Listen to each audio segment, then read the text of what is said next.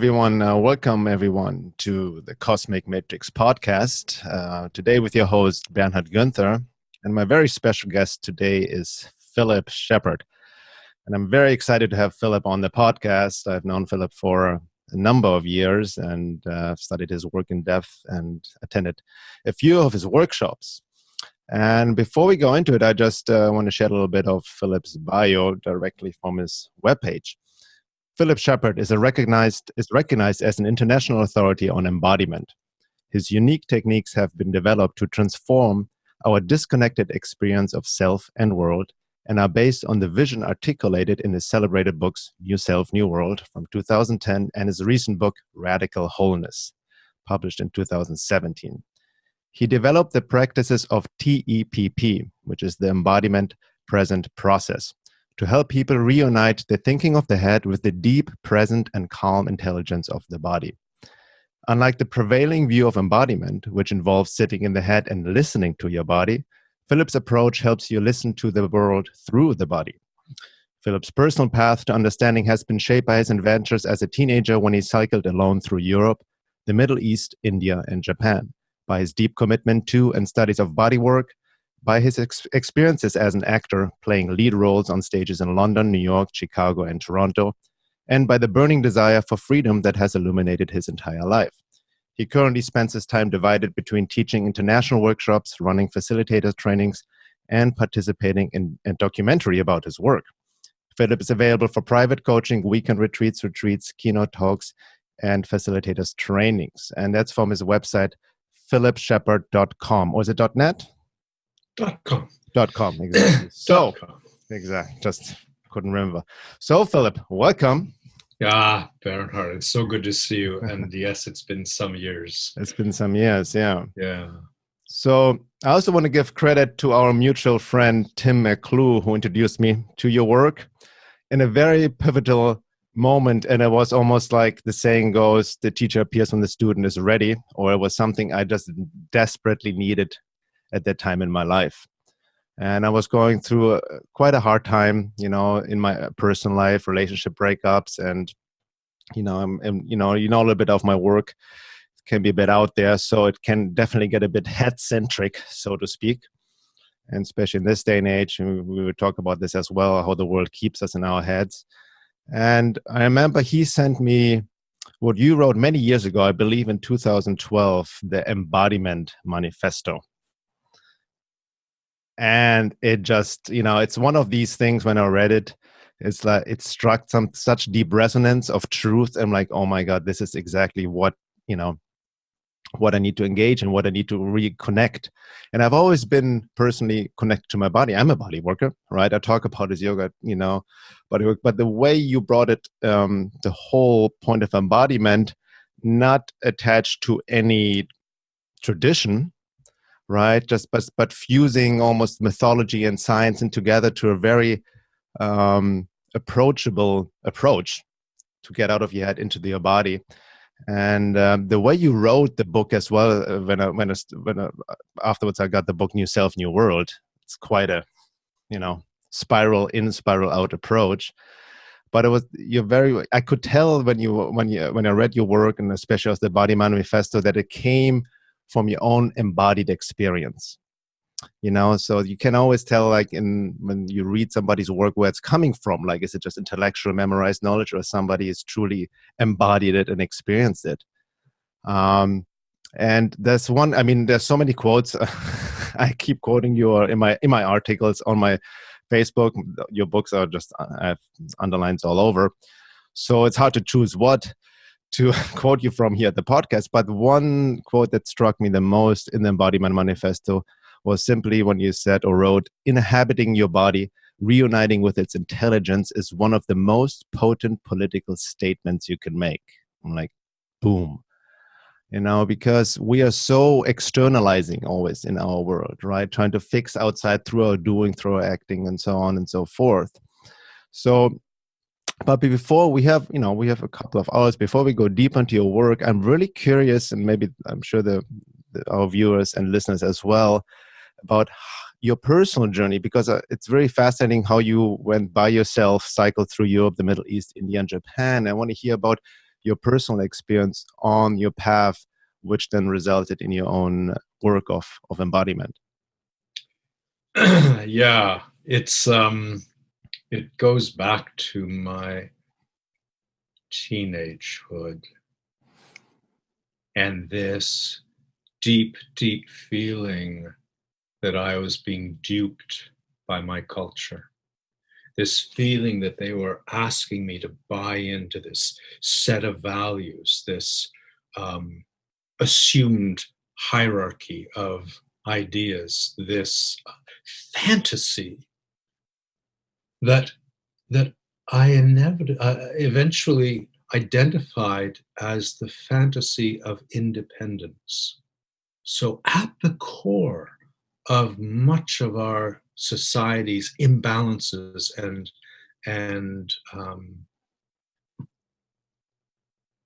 reactionism, where we react to things rather than integrate and respond to them, is our tenacious hold on this fantasy of independence.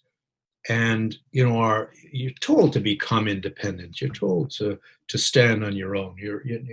There's the Declaration of Independence. And the one problem with that is that there is no example of independence anywhere in the universe. It is just a fantasy. Everything leans on everything. Everything affects everything at a scale we can't even possibly begin to imagine. So I could feel this fantasy having its talons in my culture, and my culture having its talons in me as a consequence. And I could feel myself being diminished. I could feel myself being uprooted from my source, from my truth, from what my body most deeply knew. So at a certain point, I faced a fork in the road because I'd been accepted to study physics at the University of Toronto. But I'd also seen a performance of Japanese no theater.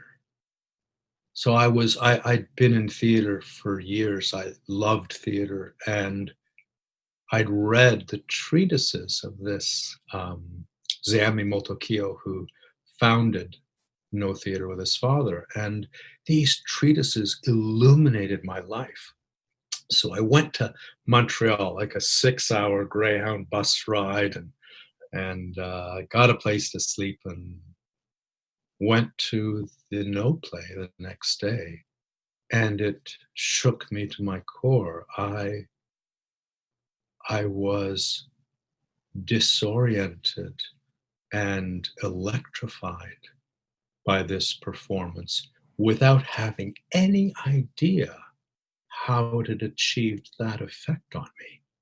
Because I could parse theater. I'd actually been to England and seen John Gielgud and Ralph Richardson and Alec Guinness, and I'd seen just about the best that Western theater could offer, and could parse it to some extent. Japanese no theater, I was lost. I was weeping and lost. That part of me that wants to understand what's how are they doing this? What's going on? And it wasn't until years later, a year and a bit later, when I left my culture, because I knew that if I remained, I would be subsumed. So forget university for now. Let's go to England and buy a bicycle and head off for Japan. And I honestly didn't fully expect to come back alive. Who knows, cycling alone through the Middle East? I mean, who knows what's going to happen? How old were you at that time? I was 18. 18. And just real quick, going back, I wanted, for our listeners, what is Japanese no theater? Yeah, so Japanese no theater is a 600-year-old form of theater. So it has not changed in 600 years. It is the most avant-garde theater you could ever see. There is no naturalism. It's stylized, and it has a restraint to it. It has an absolute disdain for what pretending, for so when an old man is playing a young girl, he doesn't change his voice into something feminine. No, it's his voice, his fully embodied, natural voice speaking her lines, and it's behind a mask. So all the lead players wear masks, and it's dance, and it's music, and it's poetry, and it is the most stunning example of presence I have ever in my life encountered. Oh, So I bought my bike and mm, headed off for Japan and went through such a grounding, such a communion with the world around me, and passed through so many different ways of understanding what it meant to be human. Like every culture represents what it is to be human in a different way. And that story of what it means to be human imbues a culture's language and architecture and customs and hierarchies. It's just every part of the culture aligns around this story. And I didn't face culture shock. I didn't feel culture shock until I'd come home. And then suddenly, this world that was familiar to me in its merest detail was at the same time bizarre and arbitrary. So I'd gained the ability to question the assumptions that had been seeded into my neurology from the time I was an infant. I was able to haul them into the light and begin to question them. mhm, And beautiful. one of the main things, so I was baffled by no theater and the effect it had had on me. And it wasn't until I was there studying it that I learned of the Japanese concept of hara, which means belly. And I realized in no theater, every time the head turns and sees, it is turning from that place and seeing from that place. Every time an arm lifts, it is lifting from that place. And I had never seen such a thing in all my life growing up in the Western culture. So I got to the point where I could parse no theater, where I could begin to understand and come to terms with that. And it changed my life. Mm. Well, it sounds very much, which I want to get into, that was your call to adventure, right? Yeah. Stepping into the unknown, Yeah. and And I mean, it was a call, and it was into the unknown. I mean, it's not that I sat down with maps and plotted my route. I figured, yeah, well, if I get this far, then I'll find a map that'll take me there. And the 18-year-old in me said, if I get on my bike and I start pedaling and I don't stop and I'm heading in the right direction, I will get there. yeah. Well, Sort that's of proved to be beautiful. true. That's beautiful because nowadays, I mean, I almost say I don't want to shoot people because the head likes to shoot people, but every young boy, girl, whatever, should travel, right after school before deciding what they want to do with their lives at the age of 18, 19, which didn't work for me either, right? By the way, so for 2 years of work and then I dropped out.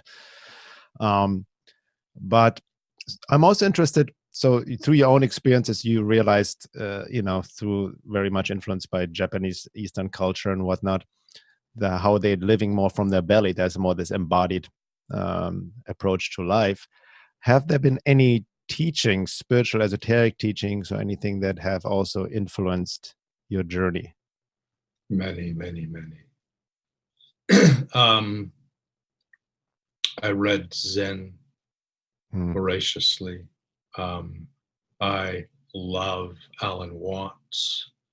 Um, I will open to any spiritual teaching, knowing that there are currents of truth running through it, and that I love Thomas Merton, and then there are these Christian mystics, Meister Eckhart. Yes, but in the same way that I went to Japan to learn from no theater without ever in any way wishing to be a no actor. My premise was that there were principles animating that form that I needed to understand. And then my thought was I could bring those principles into the Western tradition and see where they took me. But I was never drawn to become a no theater or a Buddhist or a Sufi, or it was a grazing, it was a gathering, it was like holding something in your hand and wringing it. And if it thunked, I put it down. And if my being resonated to it, I took it and felt it and integrated it to the best of my ability. So it's been something growing within you, very personal, and also applying in your very personal life and bringing it back, like the hero's return, so to speak. Yeah, and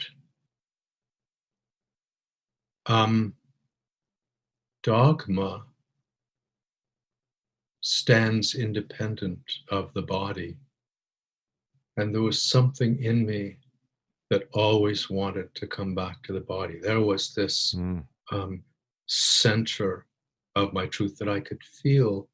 It's funny, I could feel it before I encountered no theater. This like deep in the pelvic bowl, it was almost like a sphere of stillness. And when I come back to that, it's my touchstone for truth. It's where I connect most profoundly with what matters to me in this moment. And questions facilitate that process, but I find answers tend to dull it. Mm-hmm. Interesting, because I remember what I like about your work, you always go also back to the etymology of words, the origin of words, right? That helped me, which I kind of got influenced by you and started, because it's so much truth, like we don't understand sometimes the original meaning of words we use, and they have so much significance. Even the word, like you mean, question relates to, or the word quest relates to a question, driven by a question, right? By the unknown. Wanting to know, and there's something, it goes beyond an intellectual infusion of knowledge, but striving for this inner experience of knowing, this embodied knowledge. And a question, the most crucial questions that have come into my life have been born in the body. So the body feels hold on, and it orients around that and finds a coherence that enables you to express the question in words. But it begins for me with that alertness of the body to something needs to be formulated, something needs to be brought into the field of your awareness and scrutinized in some way. Mm-hmm. So that's interesting, because you had all these experiences early in your life, as a teenager, then in your 20s, obviously. But then you worked as an actor and acting teacher. Is that correct? For many years. And like you said, you were just almost birthing your work, and I'm really fascinated when I read New Self, New World came out in 2020. I read it a few years later. And then we talked about, when I went to some of your workshops, and it was quite a long process to write that book, many, many years, right? Because you let it marinate it came to birth. And I'm really curious how all of a sudden, you decided, it seemed almost like a download. You tuned into something, and then it just came, but it also came in stages, so to speak. Is that correct? I mean, I should go to the origin of the writing of the book. We were on holiday, and I sort of decompressed for a couple of days and was awakened at 6 o'clock in the morning, which is not my normal time to be awake. And I was in a flash as wide awake as I've ever been in my life, with the first line of this book in my head. And I sort of lay there in the dark, electrified by this. And, within half an hour, sort of had a sense of the first chapter, and then dawn was happening, and I was sort of feeling my way into the next two chapters, and so I started writing and spent the family holiday writing, writing, writing. So it was, I was ambushed by it. It's not I sat down and decided, I think I should write a book. What should it be about? No, I was seized by the jugular, and it wouldn't let go. And there are people who've said, "Oh, it's just wonderful. You persevered for 10 years writing this book." It's like, no. It was more painful not to be writing it than to be writing it. And the writing was a joy. And I mean, you're absolutely right. I think of it in terms of fording a river. Like, you've got this river to cross. And I rewrote the book from scratch 4 times.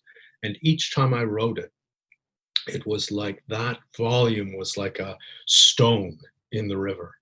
And then I could step onto that and have a look around and find the next stone to place. And each new version was taking me closer and enabled me to write the next version. So I was on such a deep, patient, subtle journey of feeling my way across that river, of feeling my way into what matters most in my life, and also that fantasy that I was so close to being pulled into, to gain clarity for myself on the nature of that and what is happening in our culture, and how that is like a set of blinkers on our ability to ask questions and move ourselves forward. Beautiful. Yeah, this, like I said at the beginning of this podcast, reading this book, I can really sense that energy. There's something else like coming through you, some from a higher. It's not just quote unquote you in this little Philip Shepherd personality, something you tapped into but through your own calling, through your own effort, that the response came, so to speak, and you let it marinate. That's what I mean. Like, the energy truly comes through, and it really, you take the reader on a journey. That's what I got out of this book, and it grabs you. And it's definitely not just coming from a head. It's definitely not coming from a place of ambition. Oh, I need to write a book to become an established author for my career and all of that, which we see a lot in these days. So, but let's get into the book itself, because I'm sure, like, many readers, like, okay, what is it all about? What is embodiment? Listeners, new self, new world. Embodied. Can you give us a rundown, like a nutshell of what your work entails, the core principles of embodiment? There are only complementary opposites dancing together that move us forward, that are the creative engine of whatever emerges. And one of those complementary opposites is male-female. Another is tyrant and hero. Body and world. They show up in so many ways. And the book does a couple of things. It talks about our culture in its historic journey from a place where in the early Neolithic, cultures were gathered around the mother. They felt the goddess of the earth and honored that relationship. They survived by noticing and feeling. As the Neolithic Revolution took hold and we discovered agriculture and we built permanent settlements and we domesticated animals, we went from feeling and noticing the world to needing to control it. And as our allegiance shifted, we moved from the earth and the mother and the goddess and the belly. So we in the early Neolithic experienced our thinking and our perceptions in the belly, and that shows up in art and it shows up in language. And our center of awareness literally began to rise through the body as our allegiance tipped to the gods in the sky, and the father in the family. And we ended up in our heads.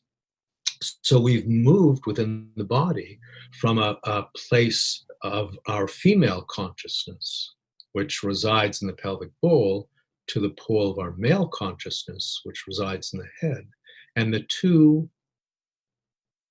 bless each other, the two belong together.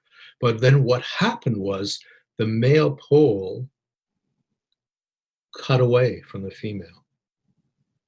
It denied it, it demeaned it, it considered it trivial and unnecessary. As soon as the male comes out of relationship with the female, tyranny is born. And that tyranny is implicit in the first gesture of taking a seed from a plant and pushing it into the earth. As soon as you push that plant into the earth, suddenly the little green shoot growing up beside it is now a weed. And until that moment, a weed didn't exist. And the animal coming along is now vermin because it might eat your plant. Until now, vermin didn't exist. And the tree growing beside it has to be cut down because it's putting your plant into shade. And so that it's not that tyranny is inevitable with that, but it is implicit in that. And as our male consciousness cut off from the female, as the head dissociated from the intelligence of the body, our culture began to gather around the fantasies of the tyrant. And we atomize. We atomize our society. We atomize our bodies. The body then becomes a material thing, and it is separate from the world. And the thinking in the head is a material, separate thing that is dislocated from body and world both. And our whole experience of the self is one of a contracted factory of supervision. And when you dull yourself to the body, you dull yourself to the resonances of the world. And I really feel the body. There are many ways of speaking of the body, but I primarily feel it as a resonator, like a bell. It rings to the world, it rings to the present, it rings to every current that trembles through it. And through that resonance, you feel and know and commune with the world around you. Now, if your body is dulled to that, if you've consolidated it and stuffed it full of cotton balls, it has no resonance. So then the present ceases to exist for you as a source of guidance. It becomes yet another thing to manage.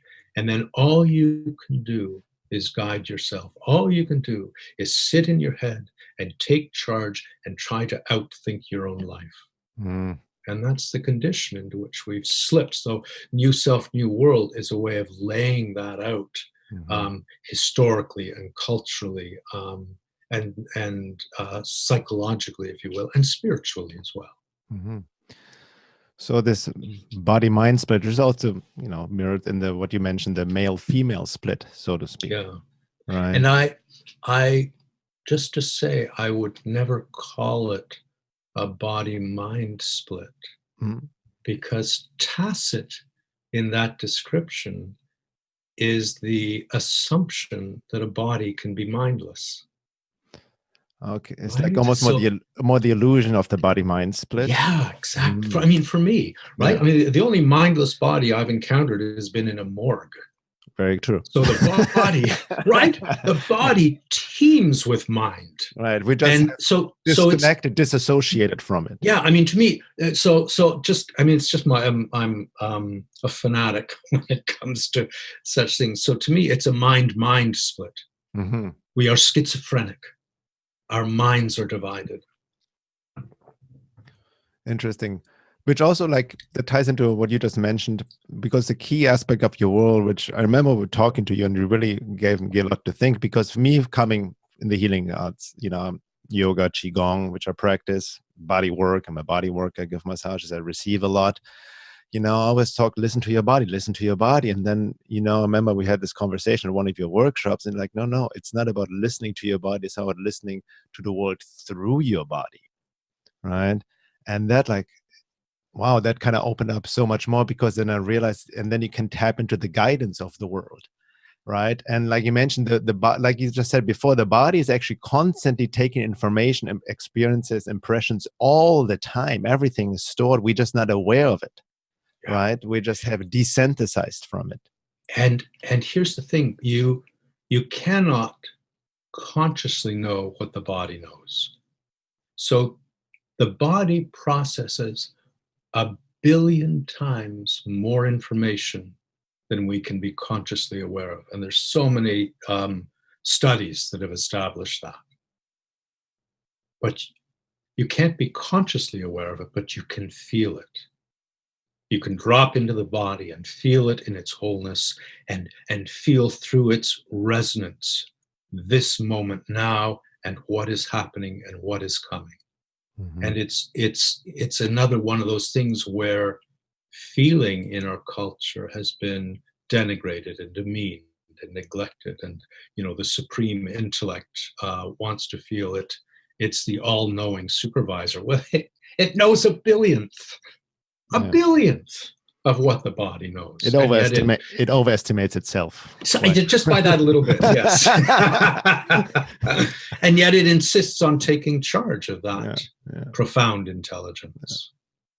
I want to like go a bit, talk more about these polarities, which also ties into the dualities of the world, like you just mentioned, which is the male and female aspects of consciousness, right? Which is it's not to be confused with gender, because we all have them within us, regardless of what gender you'd like to identify yourself with.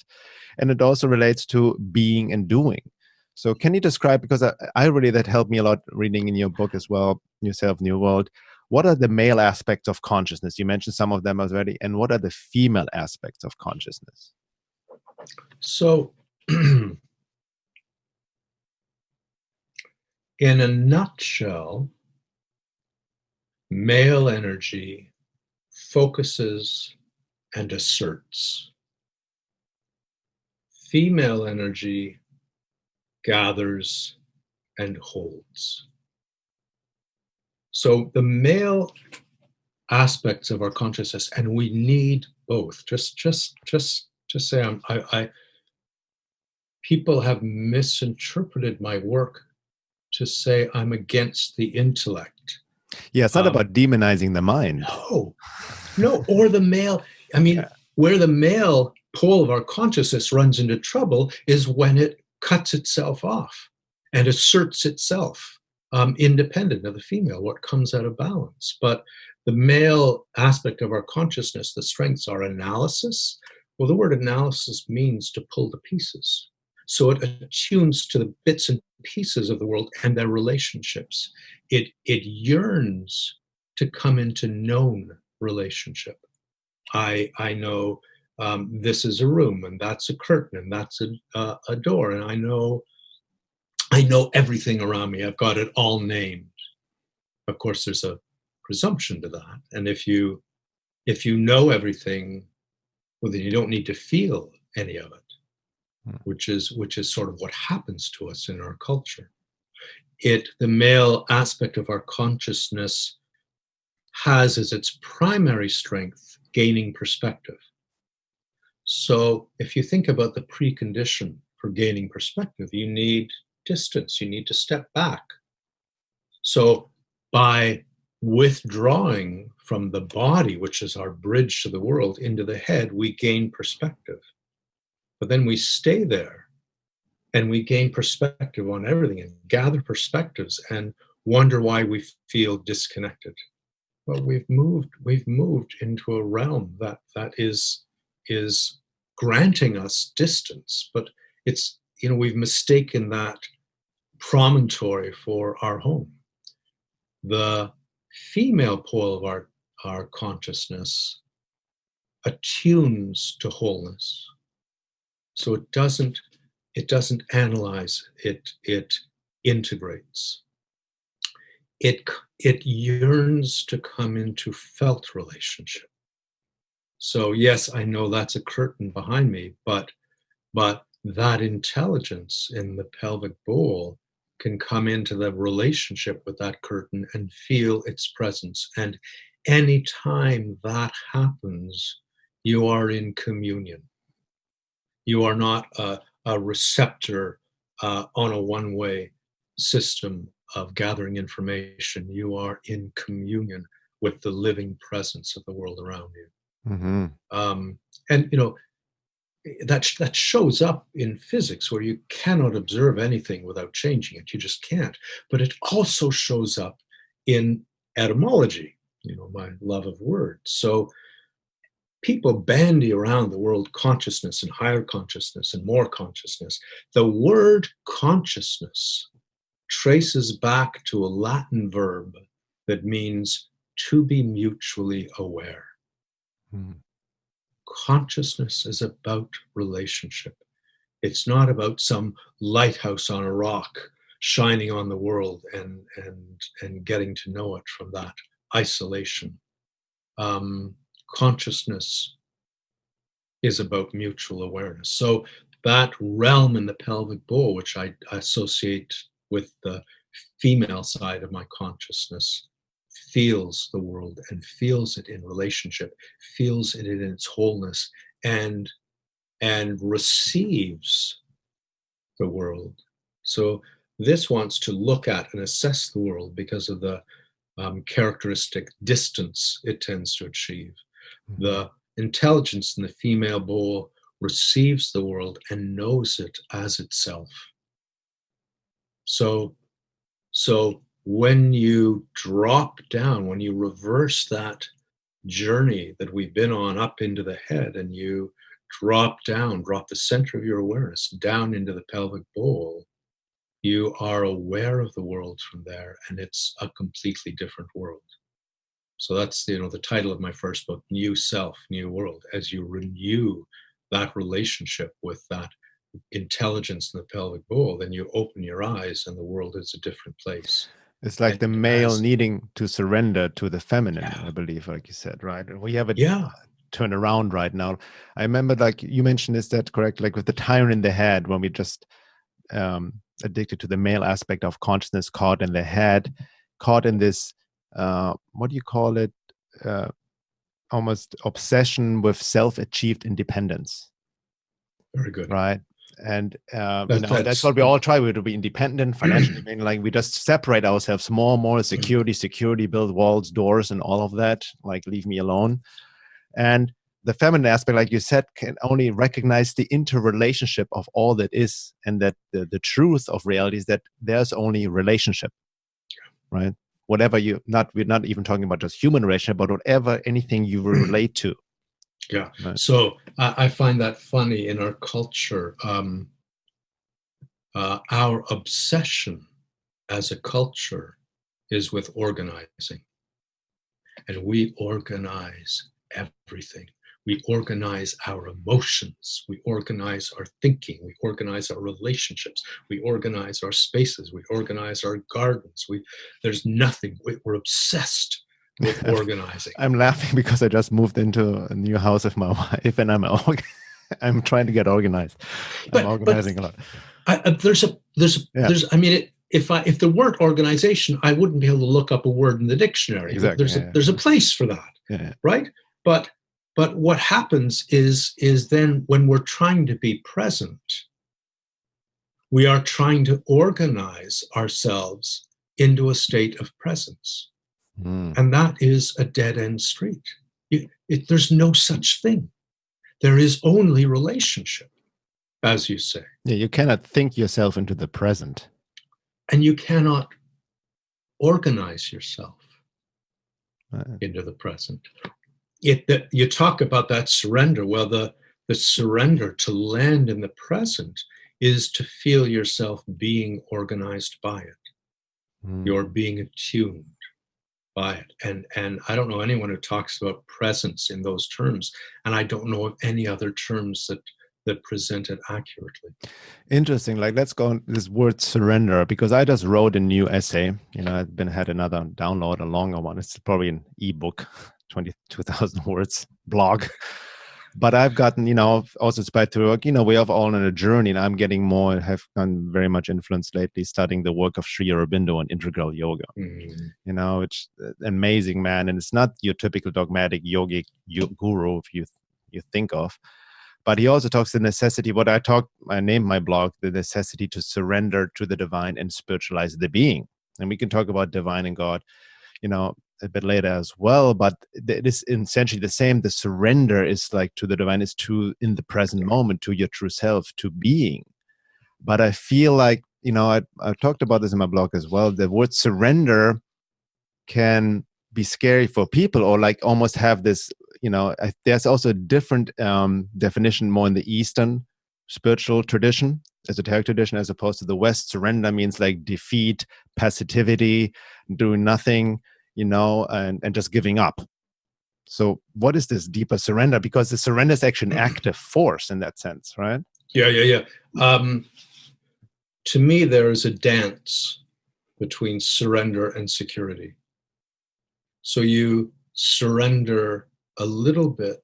I mean, just say to somebody, just surrender. It's like, just fall off the cliff. but to surrender to the breath, for example, so that you're no longer organizing the breath. The body's known how to breathe since you're an infant. And to let that happen, you're coming back just a little bit more to the security of the body. And that security enables a further surrender, which enables a deeper security. And it's like this dance between. And finally, what you're landing at is in the security of your being. And the security of your being does not stop at the skin. Your being includes everything you discover when you're fully present. None of that is, every relationship you feel is part of your being at this moment. Yeah. And so you find the body at rest on the earth. And we cannot be present unless we are at rest on the earth. And meanwhile, our whole culture says up is good and down is bad. Yeah. You're looking up today, right? There's no ambiguity in our culture about what that means. And in another culture, it could mean you're looking a little disconnected and flighty. Are you all right? But no, the upper the better in our culture. And John was looking a little low. And again, we know what that means without ambiguity. Yeah. But in another culture, John was looking a little low could mean John was looking as though he was at rest on the earth and at peace with himself. And we have demonized literally the earth and down, so that we've placed hell there. Mm-hmm. And we have exalted beyond limitation up. So we place heaven there. And my God, you want to raise your consciousness as high as you can get it. And earth, what's that? I'm okay to leave earth and ascend and transcend. Yeah. And so there is no presence. Exactly. Without the body being at rest on the earth. And as the body comes to rest on the earth, the body comes to rest in being. Mm. And that surrender that takes us there, that dance between security and being, eventually lands us on the earth in the present. Mm-hmm. And then the guidance is there. And then the surfing forward on the currents that inform you is the game of your life, the play mm-hmm. of your life. Beautiful. So going back to this interrelationship between male and female, being and doing. So the male needs to surrender to the feminine. We need to come to a surrender to being, to be informed by the world. But that's also then where we make wiser decision from. It's also, you can say it, resting and being connected to our true self, soul, essence, whatever you may want to call it, whatever words you want to define it. But then rest in this being, you get you stay in the present, and then the male aspect can engage in doing, right? Or being and doing happens like ideally together, I remember giving this beautiful example of the Zen archer, right? Of targeting the target, and just like the shot, it shot itself. It's like, it's not the archer doing the shot. It's just doing happiness. One, you're fully in flow of the Tao, deeply tuned into to yourself, and then everything what needs to be done. There's no willful doing anymore. I think you talk about this as well, our obsession with willful doing and forcing things, right? That's when the male aspect, that's what basically what we see in the world, where this pathology has become basically normalized, right? This obsession with doing, and and when you don't do anything, you're lazy. And I remember driving by some gym, there was an advertisement. It says, you can rest when you're dead. We're getting all these messages like boom, boom, boom. Or you hear it even like in everyday life, like relating, so what are you doing? How have you been doing? Oh, I'm busy. Oh, good, you're busy. You're like, why is it good to be busy all the time, right? There's something wrong if you're not busy. So we always, I really want to go. Can I comment just please, first a little? Yeah. So for me, that surrender of the male to the female is more specifically the male surrendering its gifts of perspective to the female. So those gifts are hoarded. We gain an insight, we gain information, and we fill our heads and hoard that information in our heads, and it cannot integrate when it is hoarded in the head. And to me, it's a little like that sort of typical engagement proposal where the man goes down on one knee and offers the ring to the woman or to the partner he loves. So that represents the humility with which the male offers these gifts to the female, and they come down through the body to be integrated. And as they are integrated, they come into their full value. So if the ring isn't accepted, it has no value. You can have 100 rings at home. It gains value as it is received by the female. So our culture believes that knowledge will save us and hoards our knowledge in our heads, and it never integrates. And if it does not integrate, it does not sensitize us to the world. Because when an idea integrates, it newly sensitizes us in some way to the world. And I think sensitivity is the foundation of our intelligence. Sensitivity is necessarily reactive. So it has to be grounded in order to become coherent. A sensitivity that isn't grounded remains incoherent. But if we recognize grounded sensitivity as the true nature of our intelligence, then those gifts come down and resensitize us. And every time we're resensitized to the world, we learn to live a little more intelligently. And right now, we are the cleverest culture that has ever gazed upon the sun. And we have completely forgotten what it is to live intelligently. Mm-hmm. So that exchange of gifts between the male and the female, to me, is the specific nature of that surrender. So it's not that the male gives up its standing or its strength or its power. It's the recognition that those only realize their full potential as they are offered as gifts to the female. Mm-hmm. Beautiful. Now that reminds me also of a quote again. I want to just share from your Embodiment manifesto. And it's very significant because it really talks about, the issue about the individual and also in the world, what we're seeing right now, have seen for a while. Ultimately, our head-centric way of being keeps us in a stressful, self-perpetuating loop. Top-down living disrupts wholeness, and lack of wholeness induces anxiety. Anxiety makes us yearn for more control. And more control is promised by top-down management, both within the self and within the society, even as it further disrupts wholeness, right? And it's really interesting because, yeah, you talk about the necessity to get into the body to feel our felt sense. But we live in a world, like you said, from a hunter-gatherer now escaped into the head, and we now live in a world even more technology, right, which is supposed to make things easier. We become more clever, like you said, and it keeps us even more in our heads. Nowadays, even adults, like we were able to live without the smartphone just fine 10 years ago. Now, most of us are just simply addicted. We cannot not look at it and check it every time, right? So, my work, I feel it's done on purpose.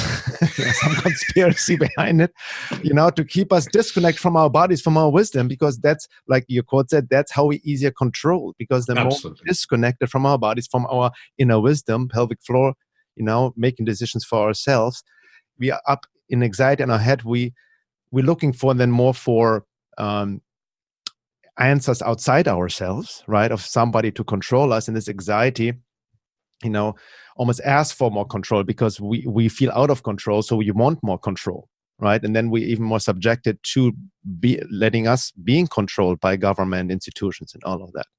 Yeah, to me, the kernel of that power that is wielded over us is the idea that we are alone. We have been atomized, and we're told, you're basically alone. Make the best of your life. Stand on your own 2 feet. And that's again the tyrant's ideal, self-achieved independence. But there is a domino effect.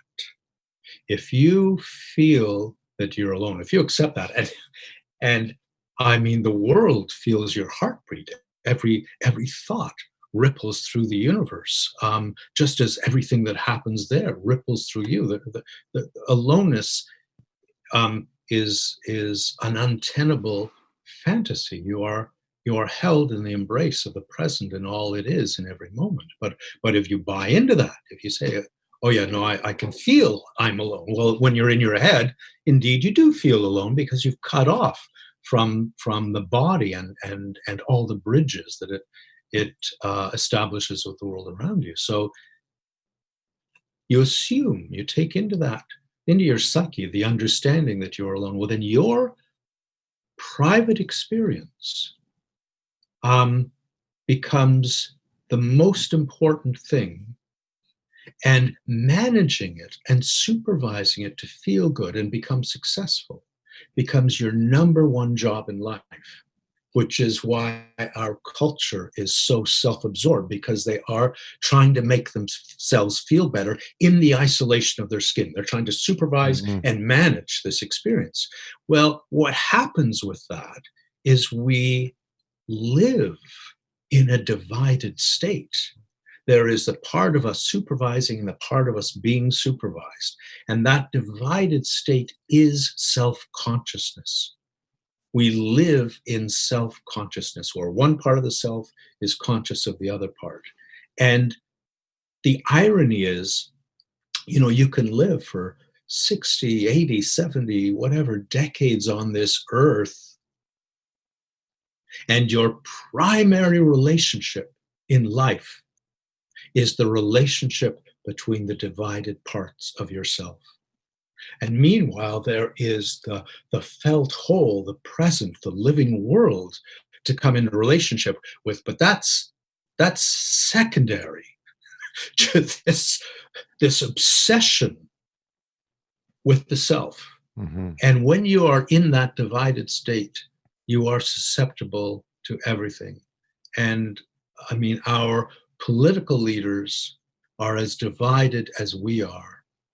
And they are flattering the fears and acquisitiveness that are born in our aloneness. And they know how to manipulate those to retain power and implement policies that will garner more votes and more money, which is their primary concern. Yeah, hence more laws, more rules. Absolutely. All of that, and needing us to be disembodied, to stay in a disembodied state for us to be controlled. It's the only way we remain susceptible. As long as we are on our heads supervising ourselves, we're going to be looking for supervision and dogma and rules and laws, because we are attuned to that. If we don't go to our own bodies to feel the truth of our lives in this present, then we'll be looking for that truth somewhere else. Mm-hmm. Right. Beautiful. And hence also how we then police each other in the society, right? To supervise each other. Nobody stepping out of line. Oh, hold on.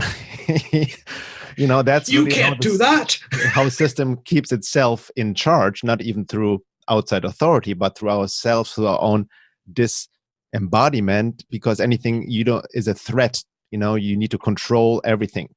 And the chatter in the head, the self-judgment, is necessary for supervision. But if you judge yourselves, you will be judging everyone around you. There's no way around it. Yeah. Beautiful. We're nearing the end of the first hour, and we haven't even touched the surface.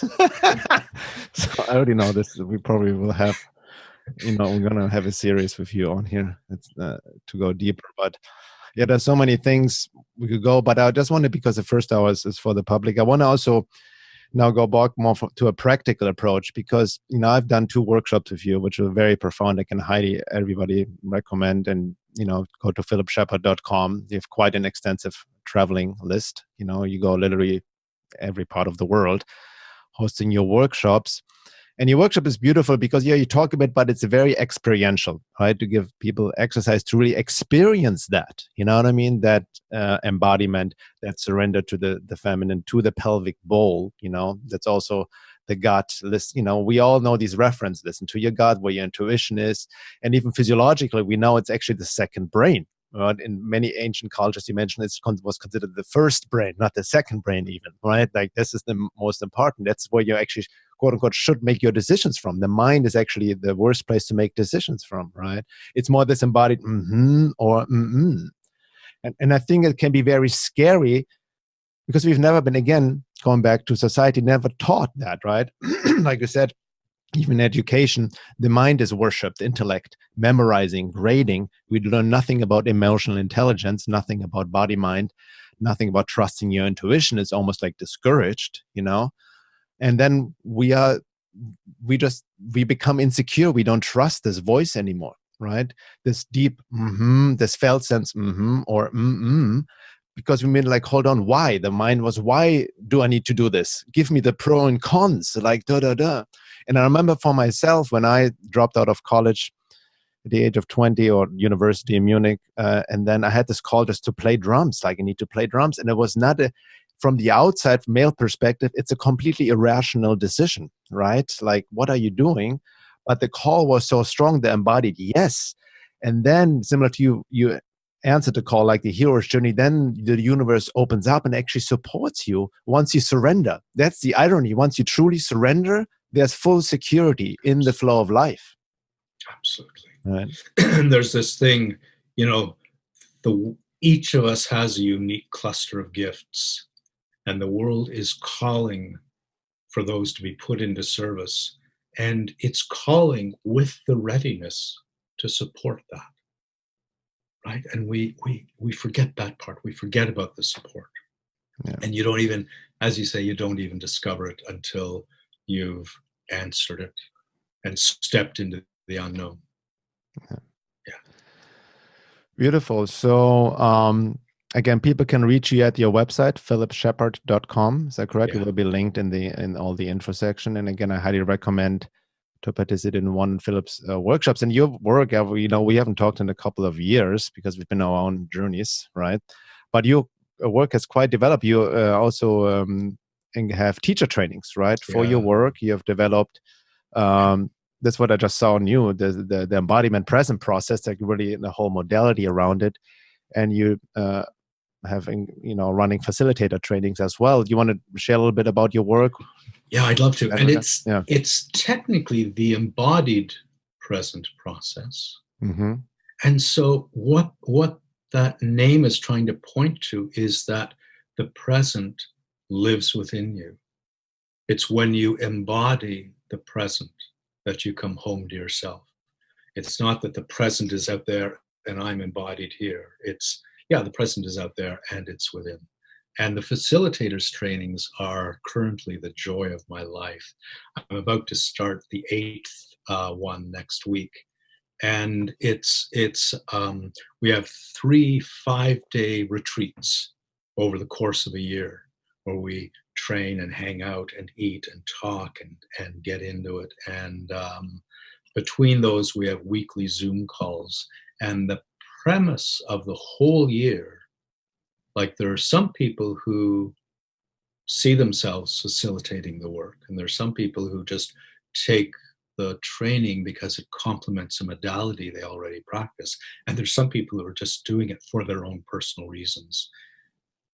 But the premise of the training is that, well, you can't facilitate the training if you're not living the work. And so the whole year is how to achieve that surrender, how to come home to the body, to the earth, to the present, to that attunement that allows your life to feel the guidance that is calling it forward. Mm-hmm. And there, it quickly turns into family and the joy of sharing and feeling this stuff together. And it feels like a little incubator where the whole of our culture is pulling us in another direction. And there is this support for ourselves, for each other, held within this year-long training. I love every bit of it. Beautiful. Yeah, and on that, I also want to remember some. I've practiced your some of your practices and techniques for a while, and also, like I told you, I implemented some of them in the retreat I'm hosting in Peru. And like my wife Laura and I, we teach some of them, especially the one of the most the one exercise that people love the most is the elevator shaft exercise, because especially at the beginning, when you just be in your head, like just be normal, and you gaze into each other's eyes, like socially you do. It's like, okay, here you are. And then you do the elevator shaft exercise, which is, in a nutshell, you imagine the ball of light in your cranium, and you travel down into the pelvic floor, right, until it rests in your pelvic being, and really feel that. And then you open your eyes again and look into the other person's eyes while he or she has done the same exercise, and you're like, oh my God, you connect on a holistic level. It's like truly the meaning to see the divine in, you see yourself in another person, or see God in the other person, and you have this deep, intimate connection. That is also the foundation of true compassion and empathy, what we truly need in this day and age, right? This interrelationship, right? I am you, you are me. So these simple, what I like about your work, these seem to be simple exercises, but they're very, very powerful. Yeah. So again, I can highly recommend. I think you have also some of these exercises as audio recordings. Yeah, I've got on your website, I've got a set of 8 audio exercises on my website, and I'm also developing a course based on my work that is going to be on another website, TEPP, TEPP, TEPP.life. Mm-hmm. And that's just getting underway, and I'm excited about that, because I've, on the Zoom calls and the facilitators training, every week I do a new exercise. So I've developed over 100 practices, mm-hmm. Just different ways of coming at it, different ways to support it. So it's a real pleasure to be developing that forum in which those practices can be shared. Beautiful. And before we take a break, because you have 2 books out, New Self, New World, and then Radical Wholeness, which is more of a condensed version for people who have never, it's your version cannot be condensed. I know. Your writing style is beautiful. I mean, I feel both people should. I cannot should people, but I recommend both books. But for anybody who has not come across your work, which book do you suggest to maybe get? Radical Wholeness. Radical Wholeness. Radical Wholeness is shorter, and on New Self, New World, I cut my sensitivities loose and allowed the language to follow that. And the journey of radical wholeness is made with simpler language. And I love the challenge of allowing the language to be simpler without sacrificing the clarity. Mhm. And the books have very little overlap. Radical wholeness looks at just one thing, which is that our culture has basically desensitized us to wholeness, and how that happens, and what the implications for that are in our life, and what we can do about it. And New Self, New World is an overarching view of our history and the patterns within that in relationship to the body. Beautiful, beautiful.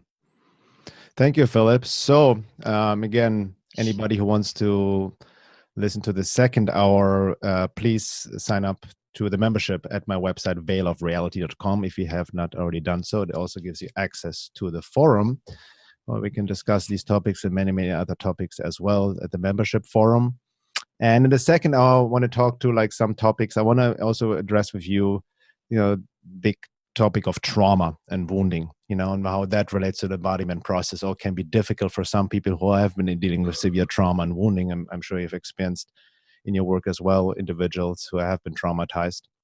And about talking about trauma stored in the body, I want to talk about embodiment and also the dawning of transhumanism. I know you made some references to that, which is the ultimate disembodied state of being, man merging with machine and all of that. And,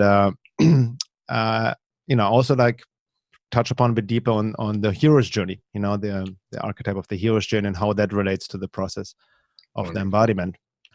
But thank you, Philip. Sounds like about 6 hours or so. Exactly. That's just my intention.